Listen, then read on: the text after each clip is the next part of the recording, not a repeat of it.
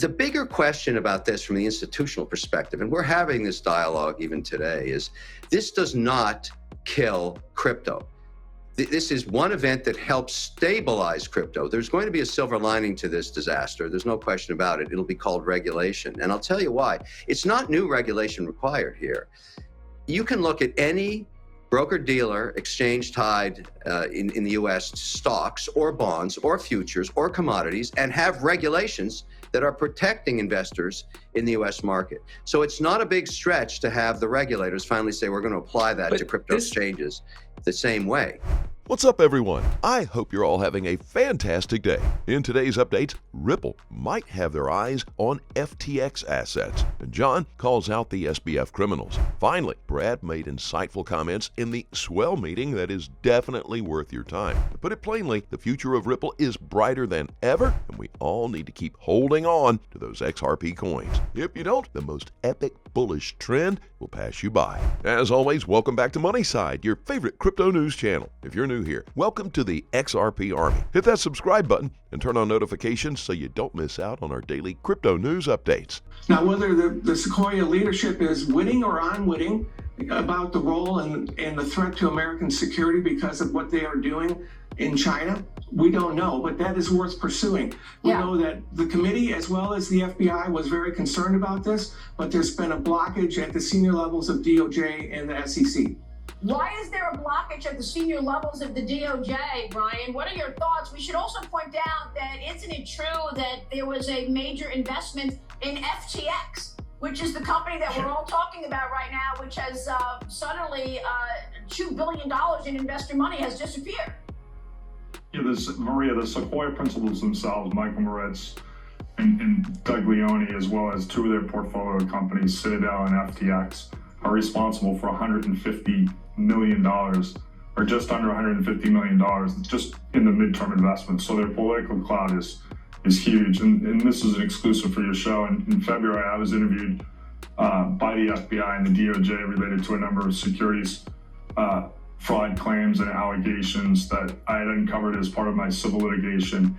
And it was very clear to me the Department of Justice and the FBI had certain areas they wanted to go near and certain areas they wanted to avoid. Well, I mean, that's a good point, because for the last 4 years, and certainly under the Trump era, all we heard about is Russia, Russia, Russia. And yet now we understand money transferred around China. Are they getting paid? Why would they not attack the number one adversary of America and stop this infiltrating of American business? Real quick. You know, even worse, Maria, after I met with them in the beginning of February, 2 or 3 weeks later, the DOJ initiative was ended. And if you look, you know, groups like the American Civil Liberties Union and Stanford and Yale were the ones kind of driving it. And Sequoia has penetrated those organizations with significant donations from the principals. Donations. That is exactly what I was wondering. What is this exactly? Doesn't quite sound like a business. It sounds like a hybrid of some kind, and not in a reassuring way.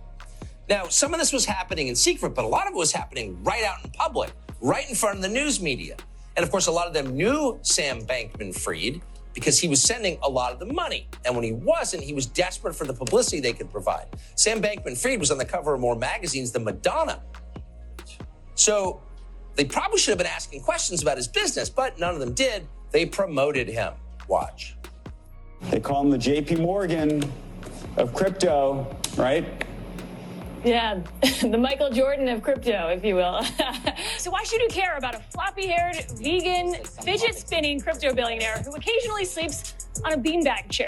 During the so-called crypto winter, the 30-year-old CEO has been referred to as crypto's white knight. JP Morgan of this generation, Sam Bankman-Fried's FTX. Is he the Jay Gould of our era, or is he the JP Morgan of our era? I think it's yet to be determined. Yet to be determined. Is he Vanderbilt? He could be. Is he Harriman? Possibly.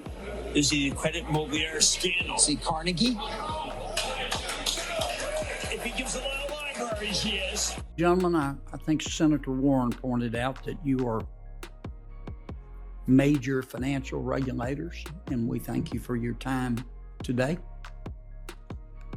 So let me ask you your opinion. Would any single one of you hire Sam Bankman-Fried to manage a food truck? Would any of you? Would any single one of you hire his girlfriend, Caroline Ellison, who apparently was trading billions of dollars, to manage a food truck?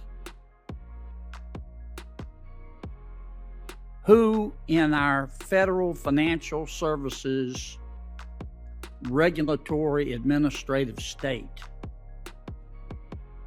was watching FTX to make sure that no one there stole people's money?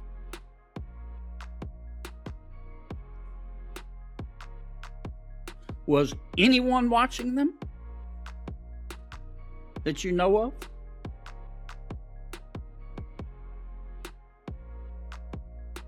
Senator, just from you're dealing with banking. You're a brave man. I understand.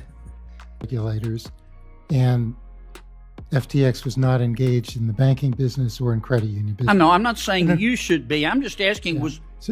You guys are at the top of the food chain in terms of financial services regulation. Do you know who was watching?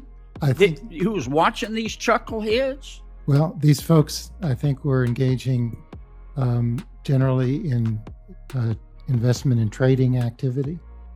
And so in the first instance, if you're thinking about looks to me like some of them were engaged in stealing. Well, that's under investigation now, Senator.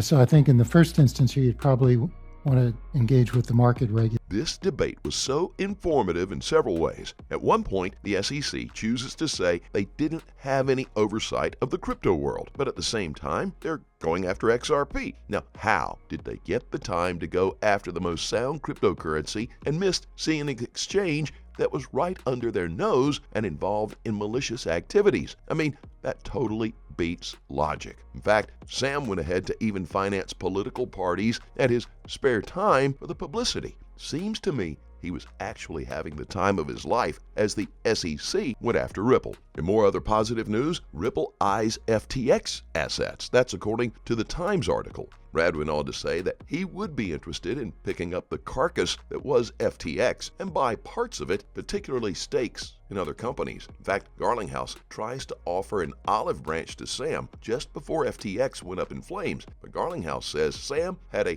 chipper mood despite the dire need for help. For anyone watching this to truly understand why this case is so important, and to call this case the most important case in crypto and arguably in finance is not hyperbole. For me to call it, which I have, is the most significant non-fraud SEC enforcement action since Howie is not hyperbole.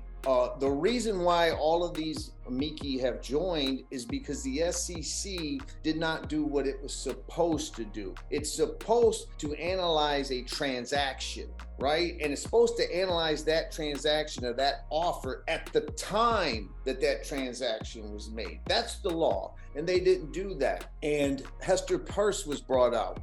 And Hester Peirce admitted that the SEC is taking what I call in the brief an unconstitutional shortcut. They're not going with the analysis. They're just saying the token itself and focusing on the token. Hester Peirce told Tony of Thinking Crypto, yeah, we at the SEC tend to do a shorthand and just talk about the token itself. Well, you do that by ignoring 76 years of case law. And so the reason why this case is so important, if XRP was deemed a security after being publicly traded for 7.5 years and all the things we've talked about and all the government announcements of it being virtual currencies, then every token out there with the exception of Bitcoin or maybe, the forks of Bitcoin, would be a security including Ethereum. That's a fact. And so the SEC is trying to use this case and do what I call a analytically lazy approach and just approach the token because of the damage it will do to crypto. And finally, we can't not go without saying with the contagion that's taken place today in the last week with the FTX, the criminal known as SBF, and that's what he is, a criminal. That the contagion that's happened, and unfortunately, why our esteemed guests are saying regulations coming and there's going to be more focused on this, is that our congressional leaders, they're going to react, right? They never act, they react, and they're going to react, and there's a real danger that they react to this FTX criminal fraud, which you can only, there's laws on the books now that cover what he did, but there's going to be a rush. And so you brought up Connect to Congress. I am very proud of the fact in 4 days, 12,500 messages were sent to all 100 senators and every House representative except for 4. And we know, and I'm not saying that's the reason, but it certainly didn't hurt. We know that Maxine Waters and Patrick McHenry of the Financial Services Committee of the House has already said that there will be a hearing coming up on FTX. And so we have to keep that pressure on. We can't allow them to just do a song and pony show and pretend that they're really doing it, right? We have to answer, why was Sam Bankman-Fried, why was he given such great access? Why was he meeting with the SEC chair, the CFTC chair, and the U.S. Treasury? Why? Why wasn't Brian Armstrong allowed that access? Just as an example, right? You don't have to be a fan of Coinbase or Brian Armstrong, but he has the largest exchange in the United States and is regulated. Why isn't he leading that charge? And so we're at a very, very dangerous point because you have senators who are trying to push the DCCPA Act, which was written in part by Sam Bankman-Fried, right? Like SBF helped write it, and it hurts DeFi and other things. And so be engaged. Go to Crypto Law. It's not sponsored. I make no money. It's completely free. It has a Connect to Congress tab. It's already filled out. It takes 30 seconds. You just use your address. There's an international international holders petition that we deliver to the senators in the House. And hopefully we'll come out of this, from this era of crypto into an era of transparency and ethical conduct of those that are leaders in the field. John Deaton called out SBF for what he really is, a criminal. Most people are afraid of saying it in public, but in truth, it's time we call it as it is. The SEC is currently trying to use what happened in FTX to continue their unlawful enforcement when clearly is not working. And when the officials are cornered and asked critical questions, they can't really answer. As you've heard, they didn't even investigate FTX because they've had their hands full following the wrong crypto. And yet FTX was in their backyard, talking to political leaders and even sponsoring some of their events. Imagine that. We need transparency, which is not something that the SEC can provide right now. Clearly, their judgment is clouded. And I'm sorry to say, I don't think they really know what they're doing. They have excuses for not regulating the market, and yet at the same time, they have excuses for going after the wrong crypto. That's not how a regulatory body should act. How the Twitter space went this morning. Hi, Brad. Thanks for taking time out of your valuable day to comment on how FTX stole billions of dollars from the people and happened to be a big political donor. But we don't need to talk about that. Let's talk about Ripple, who doesn't focus on the retail holder, who does not pump their price, who's been totally transparent, and who has zero allegations of fraud against them in the case brought by the SEC. I'm excited to share with all of you that Ripple has now processed nearly $30 billion worth of volume since launch and over 20 million transactions since we first launched RippleNet years ago. We're helping customers every step of the way to make sure their wallet has sufficient liquidity at all times for the smoothest possible experience. Over 10 years now, Ripple has been at the crux between enterprises and crypto native services, and we are doubling down on that. I hope it resonates with you in the same way it resonates with me, and this is Crypto Means Business. Ripple, well, it is the future, and we need to acknowledge that. If you don't, restart this video again and judge for yourself. As always, do your own research and always trade safely, guys. Please keep in mind we're not a licensed financial advisor. All videos on this channel are intended for entertainment purposes only. You can let us know always what you think in the comment section below. Let's start a conversation. Thank you so much for watching. Couldn't be here without you. Don't forget to like this video and please click on that subscribe button below. And be sure to turn on notifications. That way you get informed whenever we post our amazing content. Thanks again. We will see you on the next Money Side.